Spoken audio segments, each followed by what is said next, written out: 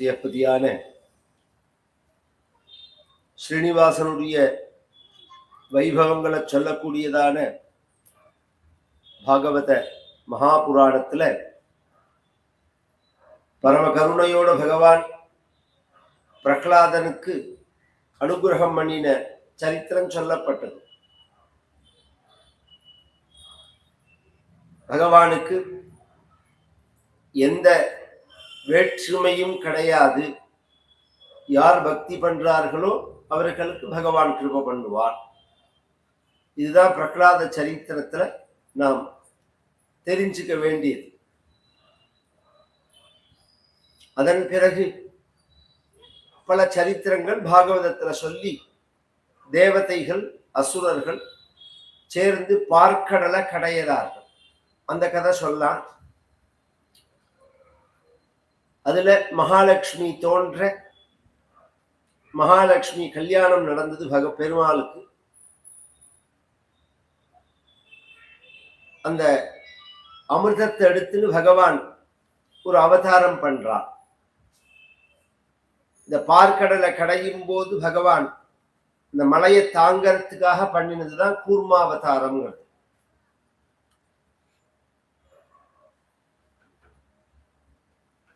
அமிர்தத்தை கையில் எடுத்துன்னு பகவான் வெளியில வந்ததுக்கு தன்வந்தரி அவதாரம்னு பேரு. தருணாம்புத சுந்தரஸ்ததாத்வம் நனு தன்வந்தரி ருத்திதோம்புராசேஹ அமிர்தம் கலசே வகன் கராப்யாம் அகிலார்த்திம்ஹர மாருதாலயேஷா. இன்னைக்கு உலகத்துல உள்ள எல்லா வியாதிக்கும் மருந்து உண்டா அப்படின்னா உண்டு. அது எங்க சொல்லப்பட்டிருக்கு அப்படின்னா ஆயுர்வேதத்துல இருக்கு. அந்த ஆயுர்வேதம் அப்படிங்கிறது ஒரு சாஸ்திரம். அது யாரால இந்த உலகத்துக்கு கொடுக்கப்பட்டதுன்னா பெருமாள் நாராயணனால. இந்த தன்வந்திரி அவதாரம் எடுக்கும் போதுதான் அந்த ஆயுர்வேத சாஸ்திரத்தை பகவான் கொடுக்கிறான். அப்ப ஆயுர்வேதம்ங்கிறது பகவானே கொடுத்ததுனால சத்தியம். அது டெஸ்ட் பண்ணிலாம் பார்த்து பரீட்சை பண்ணிலாம் பார்த்தெல்லாம் கிடையாது. அப்பனா இன்னைக்கு பெரும்பாலா பழிக்கிறது பழிக்காம போறதுன்னா அது டாக்டரை டயக்னோஸ் பண்ற டாக்டரை பொறுத்து இருக்கு. அந்த மருந்து தயாரிக்கிற முறையில சில ப்ராப்ளங்கள் இருக்காது. ஆயுர்வேதத்துக்கு மட்டும் இவெல்லாம் ஒரு அளவு சொல்றாலும் அப்படி கிடையாது. இந்த பிரதேசத்துல இந்த திக்குல விளைஞ்ச இந்த மூலிகைய இந்த மாசம் இந்த பட்சம் இந்த திதி இந்த நட்சத்திரத்துல இந்த யோகத்துல பிரிக்கணும்னு இதெல்லாம் ஒரு தேவதைகள். ஆஞ்சநேய சுவாமி சஞ்சீவினி மலையை கொண்டு வரத்துக்கு போனாரோ, அதுல 3 வகையான மூலிகையத்தான் சொன்னார் ஜாம்பவா.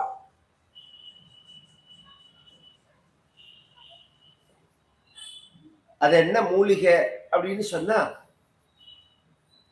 எலும்பு உடைஞ்சா ஒட்டுறது, தோல் பிஞ்சு போனா ஒட்டுறது, உயிர் போச்சுன்னா சூடு இருந்ததுன்னா மூக்கு கிட்ட காமிச்சா மூச்சு காத்து வந்துடும். இந்த 3 வகையான மூலிகையை தான் சொன்னார். இத போய் இமயமலையில பாக்கறத இப்படி இருக்குங்கிறது எட்டி நின்று ஆஞ்சநேயர் பார்த்தா அந்த மூலிகை தெரியல, கிட்டக்க போனா தெரியல. மூலிகையோட ஒரு தன்மைக்கு சொல்றேன். சித்தர்கள் பாட்டுல எல்லாம் உண்டு, மூலிகை கண்ணில் படாது.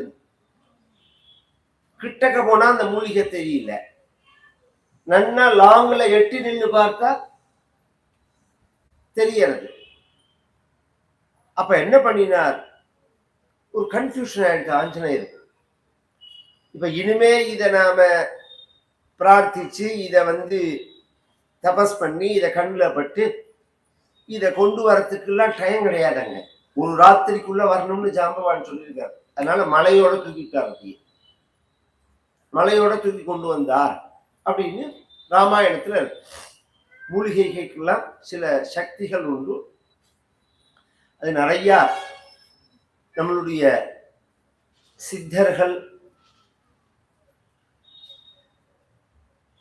யோகிகள் இவர்கள் பாட்டுல விளக்கியிருக்கார்கள் மறைமுகமா.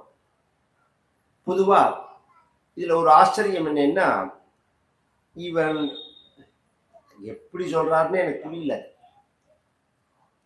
சித்தர்கள் சொன்னா சித்த வைத்தியம்ங்கிறான். சித்தர்கள் சொன்னது மூலிகையை பிரதானமா கொண்ட வைத்தியம் தானே.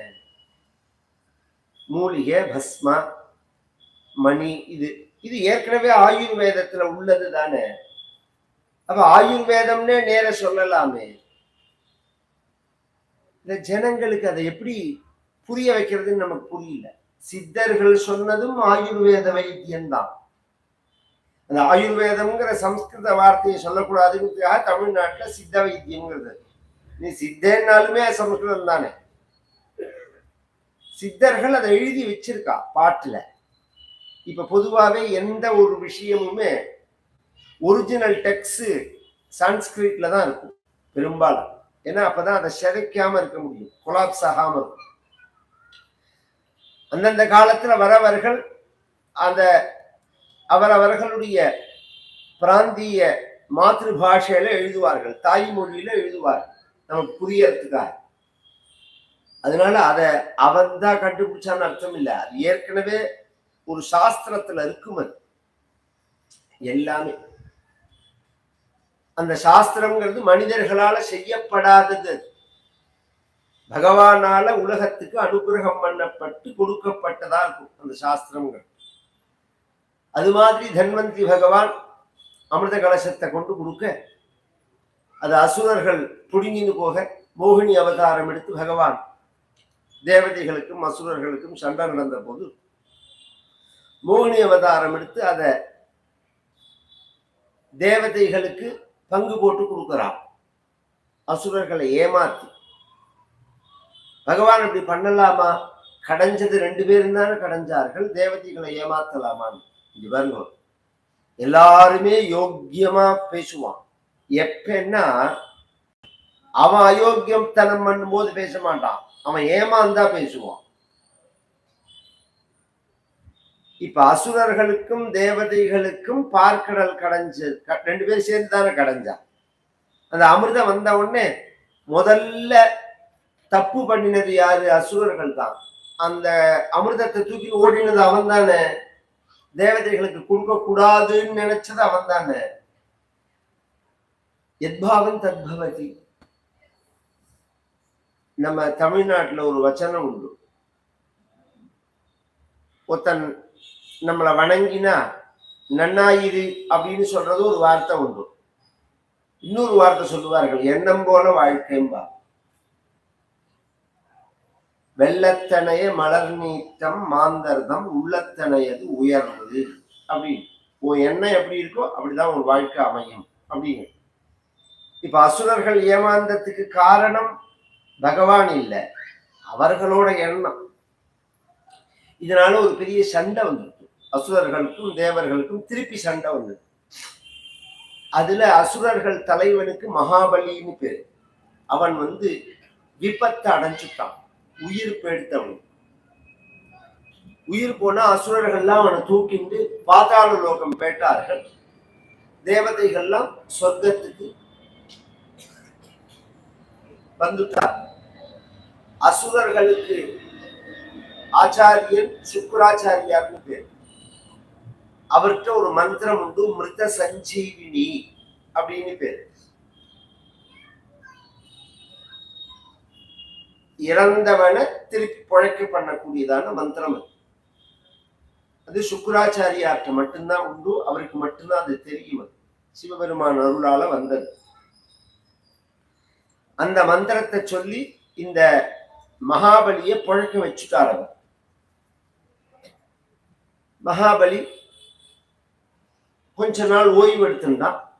அப்புறம் சுக்கராச்சாரியார்கிட்ட கேட்கிறான், இந்த பார்க்கடல் கடஞ்சத்துல இருந்து ஆரம்பிச்சு இந்த சண்டை முடியிற பதினும் பகவான் இருந்தார் கூட, பார்த்திருக்கான். பகவான்கிட்ட அவனுக்கு பக்தி உண்டு. ஏன்னா மகாபலி பிரகலாதனோட பேரன். பிரகலாதனுக்கு விரோச்சனன் அப்படின்னு ஒரு புள்ள, அந்த விரோச்சனனுக்கு மகாபலி புள்ள. அதனால பகவானை பத்தி அவனுக்கு தெரியும்.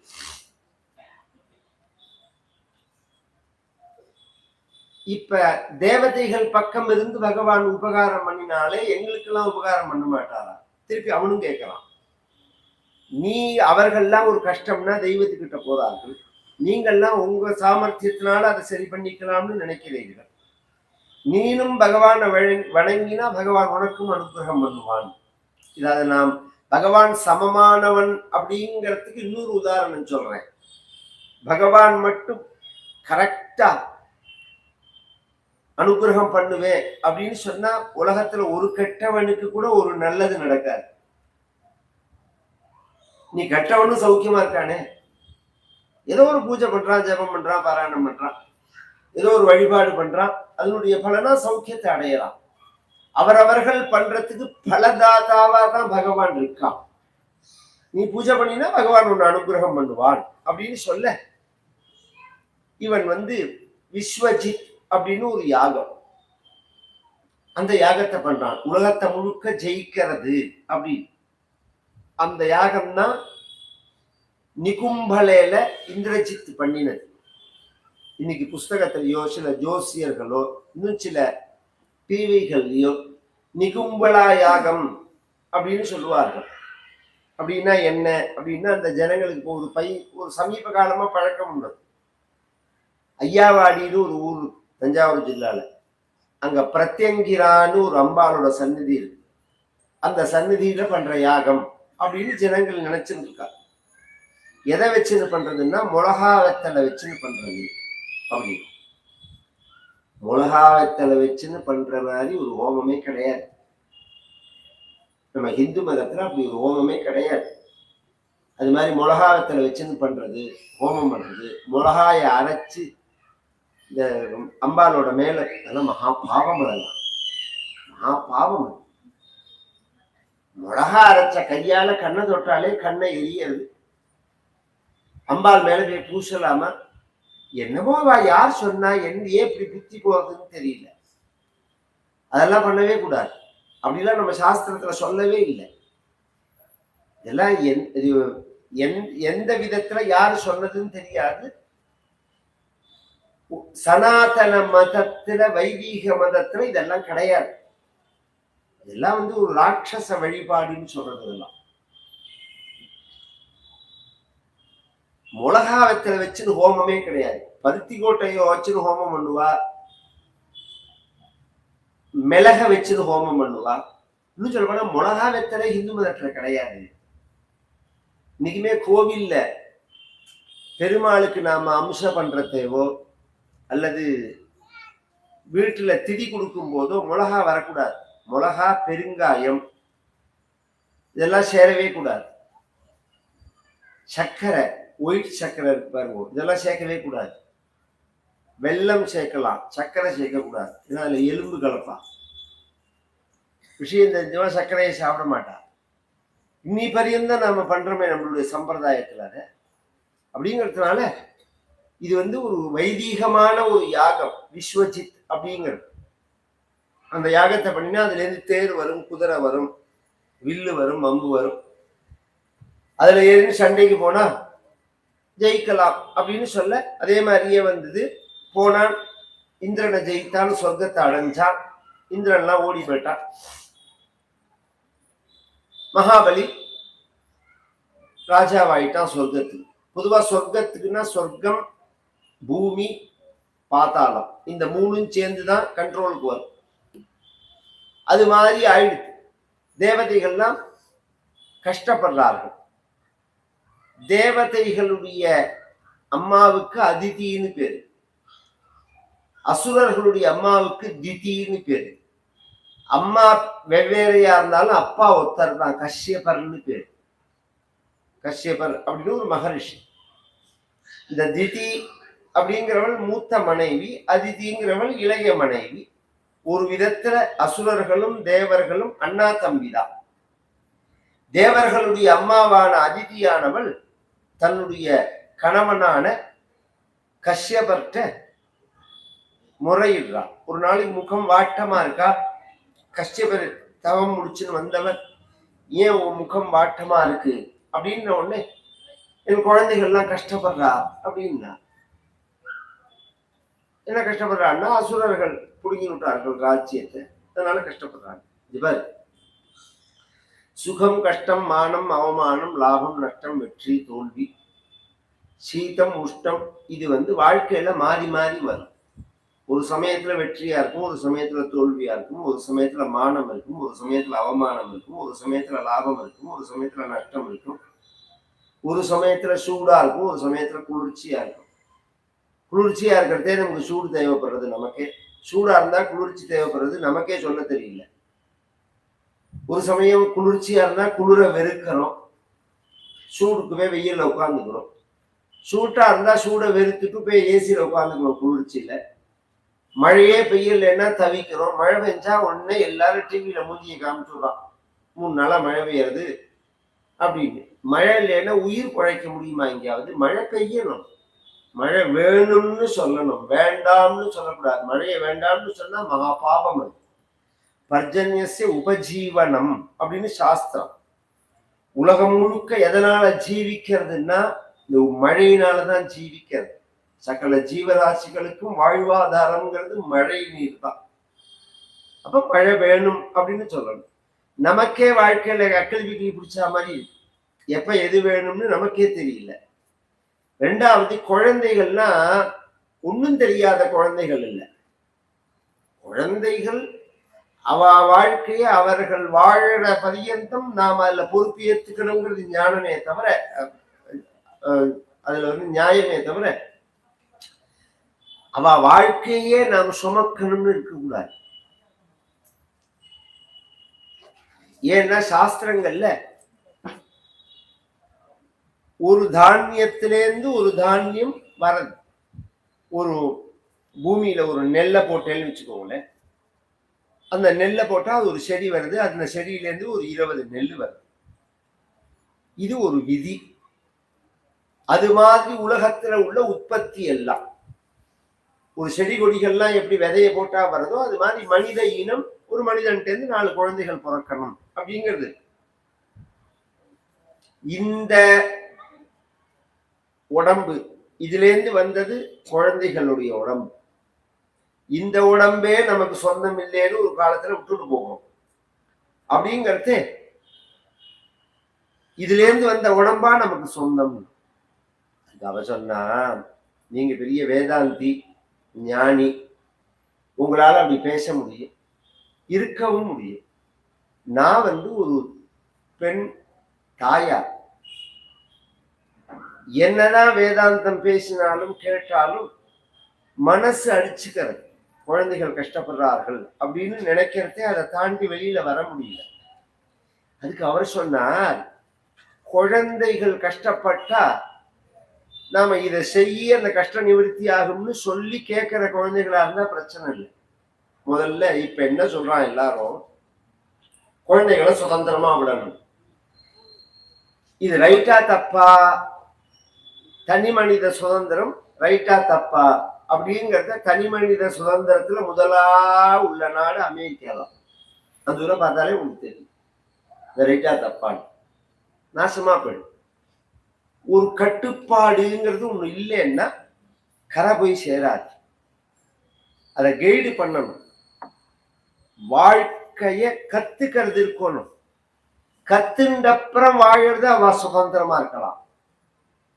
நாம கத்துக்கிறதே நாம் அந்த சொல்லி கொடுக்கணும் அவளுக்கு, இப்படி பண்ணணும் அப்படி பண்ணணும் அப்படிங்கிறது.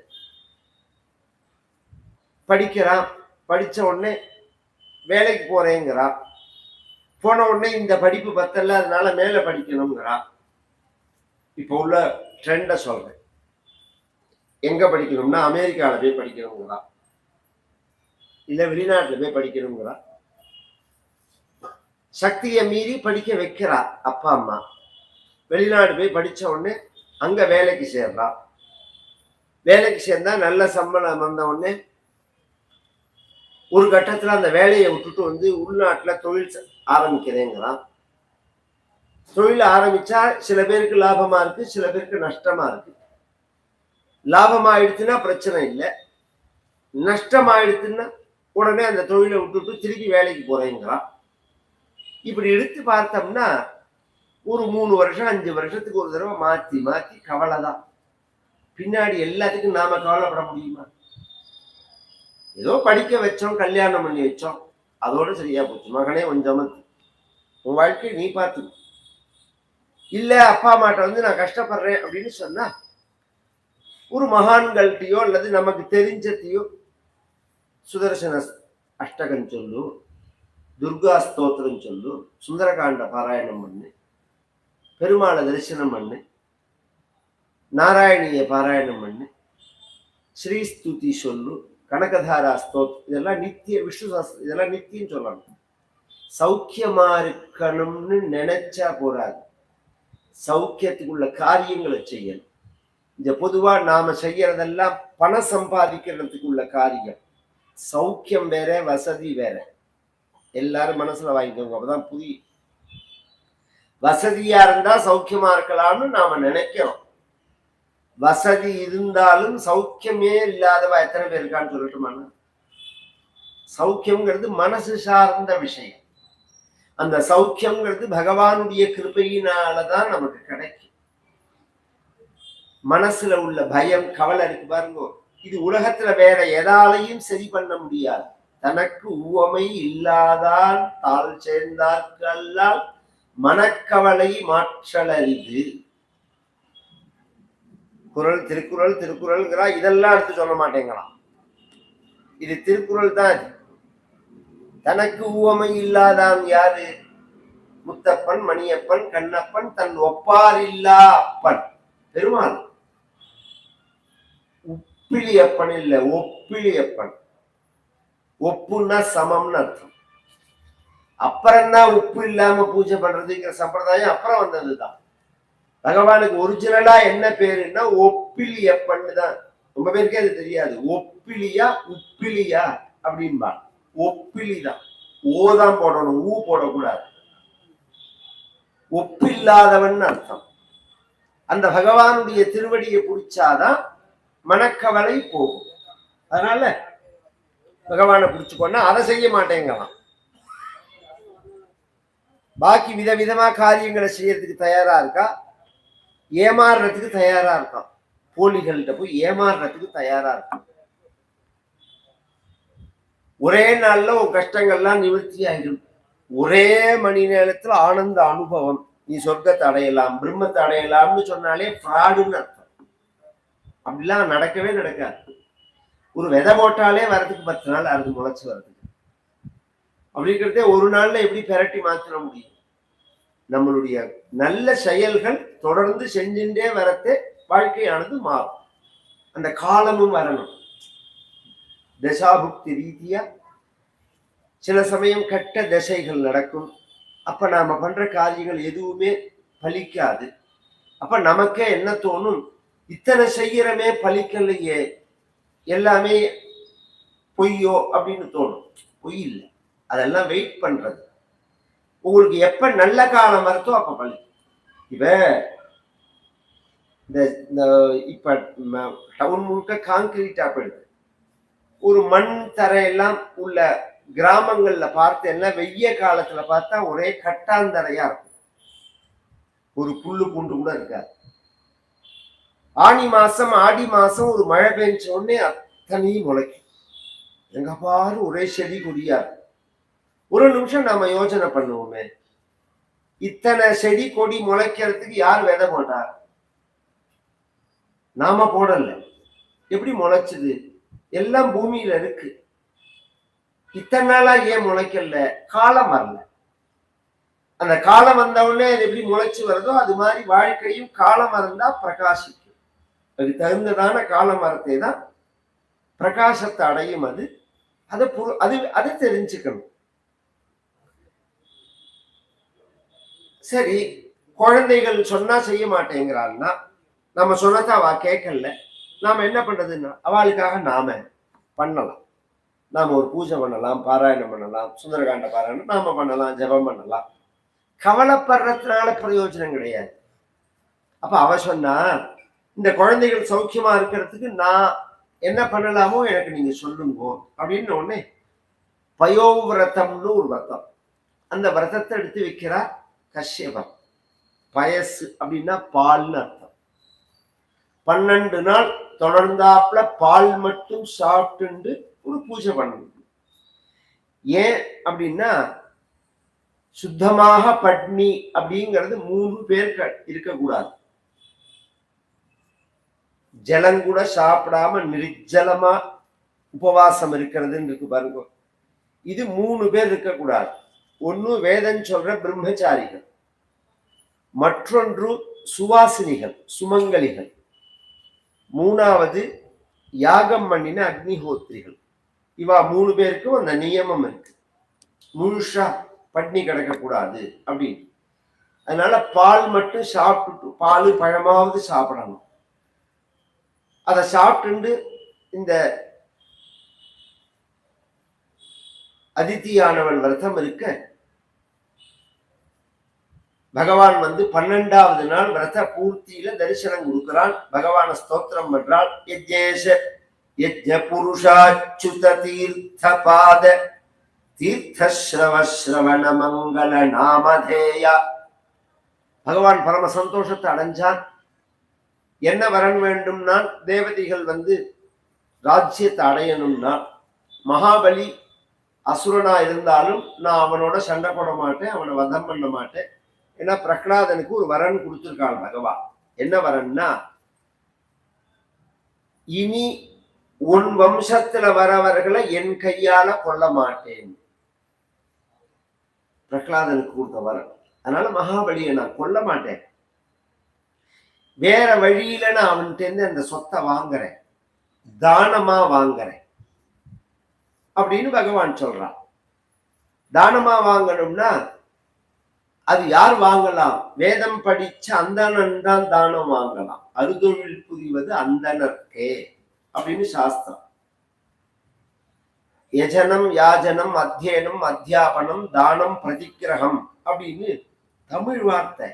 அறுதொழில் வேதம் ஓதுதல், வேதம் ஓதுவித்தல், தானம் செய்தல், தானம் வாங்குதல், பூஜை செய்தல், பூஜை செய்து வித்தல். இந்த 6ம் வேதம் ஓதுறவர்களுடைய தொழில். இதுல 3 மற்றவர்களுக்கு உண்டு. வேதம் ஓதுதல், தானம் செய்தல், பூஜை செய்தல். இது பண்ணலாம். வேதம் ஓதுவித்தல், தானம் வாங்கிறது, பூஜை செய்து வித்தல் அப்படிங்கிறது வேதம் படிச்ச அந்தணனுடைய தொழில். அதனால நான் பிராமணனா பிறந்துதான் இத வாங்கணும். உங்க 2 பேருக்குமே நான் பிறக்கிறேன். கஷ்யபருக்கும் அதிதிக்குமே குழந்தையா பிறக்கிறேன். ஆனா இது தேவ ரகசியம், இதை வெளியில சொல்லக்கூடாது அப்படின்னு பகவான். ஒரு பூஜை முடிஞ்சா பெண்கள், விசேஷமா பெண்களுக்குன்னு சில பூஜைகள்லாம் இருக்கு பாருங்க, நோன்புகள்லாம் இருக்கு. அதெல்லாம் முடிஞ்ச உடனே இந்த கயத்தெல்லாம் கட்டின உடனே முதல் நமஸ்காரம் யாருக்கு தெரியுமா பண்ணணும்? கணவனுக்கு தான் பண்ணணும். அப்புறம்தான் மற்றவர்களுக்கு பண்ணணும். அந்த நியமம் அது. கணவனை தவிர எல்லாருக்கும் பண்ணுவோம். ஆத்துக்கார தவிர ஊர்ல உள்ள அத்தனை பேருக்கும் பண்ணுவோம். சாஸ்திரம் என்ன சொல்றதுன்னா, அந்த பூஜை பண்ணி வச்ச வாத்தியாருக்கு கூட ஃபர்ஸ்ட் பண்ணக்கூடாது, ஆத்துக்காருக்கு தான் பண்ணணும். இது நான் சொல்றதெல்லாம் சாஸ்திரம். ஏன்னா எனக்கு என்ன அபிப்பிராயம் இதுல? ஒரு விஷயத்தை நம்பினா முழுசா நம்பணும், நம்மள என்ன சொல்லிட்டு போயிடணும். ஒரு பக்கத்தை நம்புவோம், ஒரு பக்கத்தை நம்ப மாட்டேன்னு சொல்ல முடியுமா? முதல் நமஸ்காரம் தன் கணவனான கஷ்யபருக்கு பண்றான். அப்ப அவ மனசுல ஒரு எண்ண ஓட்டம். பொதுவா உத்தமியான பத்திவர்த்தைகளுடைய ஒரு சுபாவம் என்னன்னா, கணவன்கிட்ட எதையுமே மறைக்க தெரியாது. கணவன்கிட்ட எல்லாத்தையும் உணர்வர். காலத்தால ஆபீஸ் போயிட்டு ராத்திரி வந்தான்னா அந்த பகல்ல நடந்தது முழுக்க பூக்காரியோட, கரியாக்காரியோட, வேலைக்காரியோட கூட சண்டை உள்பட சொல்லுவார். நான் இதெல்லாம் பண்ணினேன், இதெல்லாம் என்கிட்ட ஏன் சொல்றேன், பேசாம கேளுங்க, நான் சொல்றேன் கேளு அப்படி. இதெல்லாம் ஒரு சிநேக பாவம். இன்னைக்கு அதெல்லாம் மாறி போயிடுதுன்னு வச்சுக்கோங்களேன். கணவன்கிட்ட மறைக்க தெரியாது, மறைக்கவும் கூடாது. இப்ப பகவான் என்ன சொல்லியிருக்கான், நான் உனக்கு பிள்ளையா பிறக்கிறேன், ஆனா இதை யார்கிட்டையும் சொல்லாதேன்னு இருக்கான்.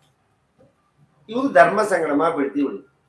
இப்ப நாம போய் இத கணவன்கிட்ட சொல்லலாம்னா சொல்லாம இவளால இருக்க முடியாது, சொல்லாதேன்னு பகவானே சொல்லியிருக்கான். இதை எப்படி சமாளிக்க போறோம்னு தெரியாம வந்து நமஸ்காரம் பண்ணின உடனே கஷ்யபர் கேட்கிறார், உன் விரதம் பூர்த்தியாச்சா, பூஜை நிறைவானதா, தெய்வம் உனக்கு தரிசனம் கொடுத்ததா, உனக்கு அனுகிரகம் பண்ணினதா, உனக்கு குழந்தையா பிறக்கிறேன்னு சொன்னானா பகவான், அதை யார்கிட்டையும் சொல்லாதேன்னு சொன்னானா, என்கிட்ட எப்படி சொல்றதுன்னு தயங்கறையான்னா. இது எப்படி சார் அப்படின்னா, சாதவோ ஹிருதயம் மஹ்யம் சாதுனாம் ஹிருதயம் துவகம்.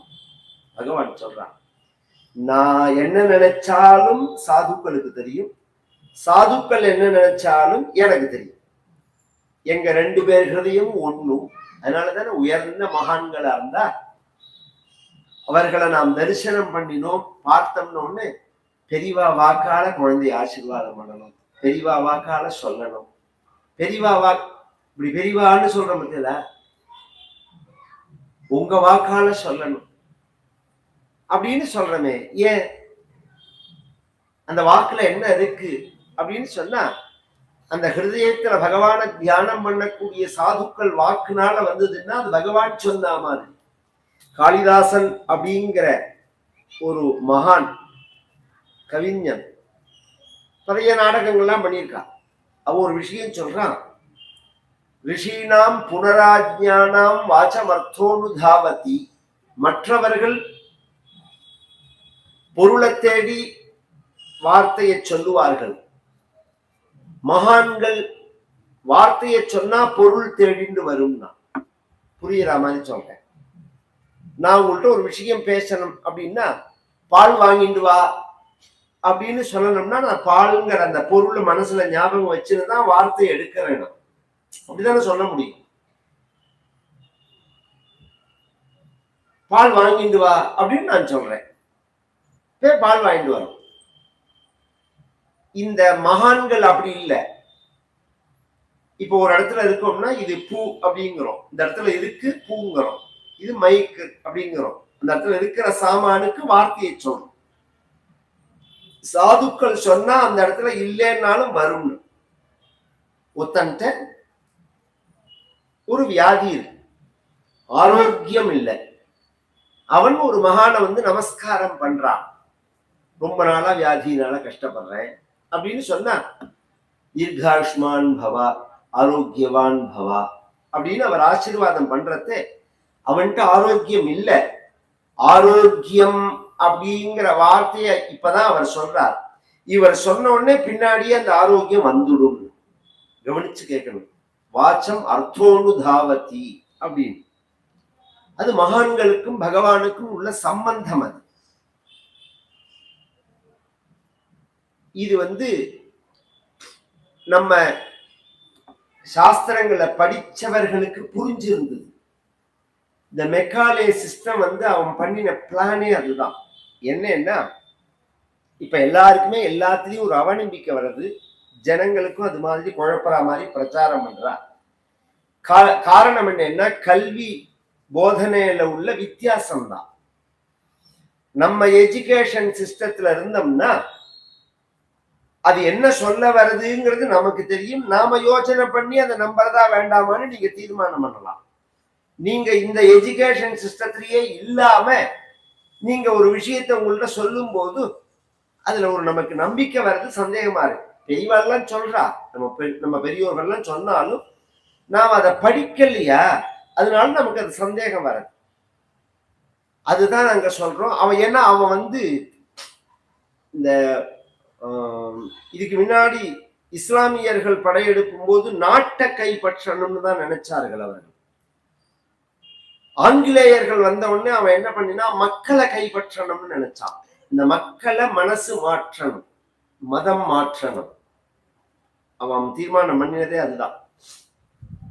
அப்ப இந்தியா முழுக்க சர்வே பண்ணி இந்த நம்மளோட படிப்பு இருக்கிற பிறகு இவளை பிரிக்கவும் முடியாது, மனசை மாற்றவும் முடியாது அப்படின்னு தீர்மானம் பண்ணி அந்த சிஸ்டத்தை மாத்தி தான் இப்ப உள்ள படிப்பு வந்திருக்கு.